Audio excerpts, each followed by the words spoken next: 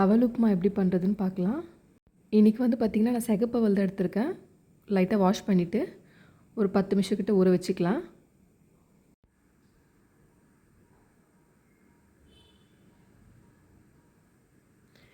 வேர்க்கடலை வந்து வறுத்த வேர்க்கடலையே கல் வச்சு கொஞ்சம் நல்லா நுணுக்கி வச்சுக்கலாம். ஃபுல்லாக தூள் பண்ண வேண்டாம், ஒன்றும் பாதியமாக.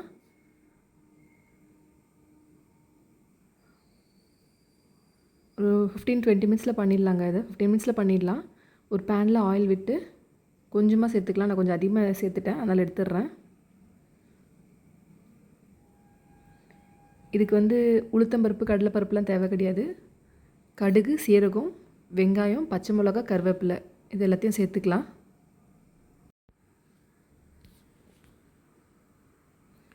வெங்காயம் வந்து இதிலே நல்லா வதங்கணும்.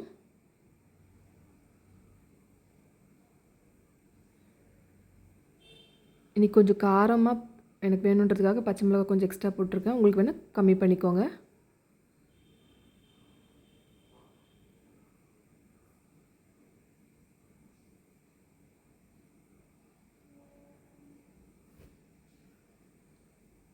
இது வந்து ஹெல்த்தியான ஒரு போஹா ரெசிபி தான் இது. வெங்காயம் நல்லா வதங்கிச்சு. இதிலே கொஞ்சமாக மஞ்சள்தூள், பெருங்காயத்தூள் சேர்த்துக்கலாம்.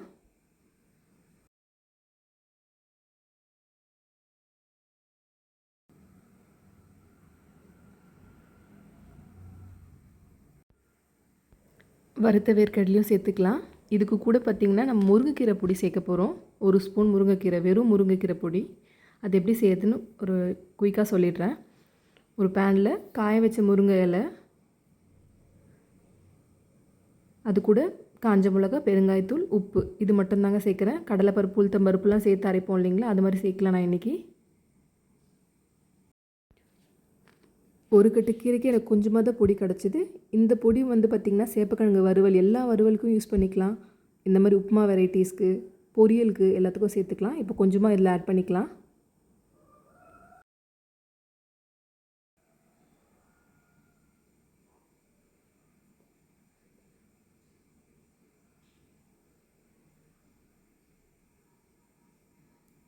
ஊற வச்ச அவளையும் போட்டுக்கலாம்.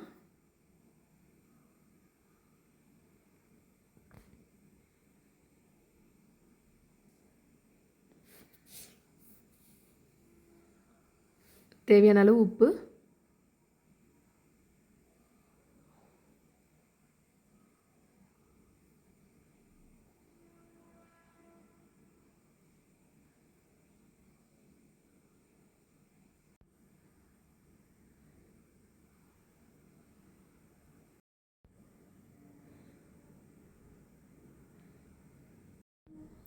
உப்புமா நல்லா வெந்துச்சுங்க.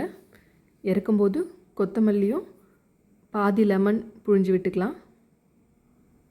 ரொம்ப சாஃப்டாக இருந்துச்சு, அதே மாதிரி குழைவும் இல்லை.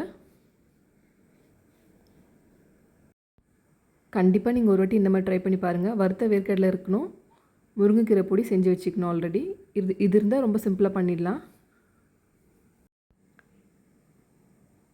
முடிஞ்ச அளவுக்கு வெளியில் சாப்பிட்றத அவாய்ட் பண்ணிவிட்டு வீட்டில் சாப்பாடு தான் நம்ம பழகிக்கணும். Thank you so much for watching my video. Please subscribe.